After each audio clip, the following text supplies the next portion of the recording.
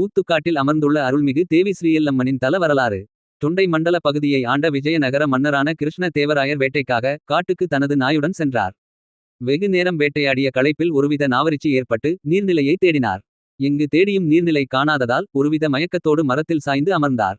மன்னர் மயக்கத்தில் இருப்பதை குறிப்பறிந்த நாய் மன்னருக்காக தண்ணீர் தடாகம் தேடி அலைந்து தொலைவில் ஒரு நீர்நிலையைக் கண்டு அதில் தன் உடலை நனைத்துக் கொண்டு மன்னரிடம் ஓடிச் சென்று அவரை உரசியபடி குரைத்தது. மன்னர் விழித்தெழுந்ததும் நாயின் உடலை பார்த்து அருகில் நீர்நிலை இருப்பதை உணர்ந்தார். பின்னர் நாய் வழி காட்ட அதன் பின்னே சென்றார். தடாகத்தை கண்டதும் மகிழ்ச்சியில் அதில் இறங்கினார். அப்போது அதில் எலுமிச்சை பழம் மிதந்து வந்தது.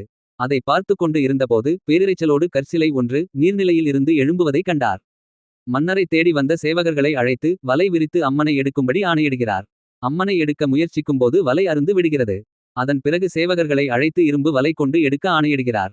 அம்மனை மன்னர் வணங்கி தன் கையில் தூக்கி ஊர் மெய்காப்பாளர்களிடம் அம்மனை ஒப்படைத்தார்.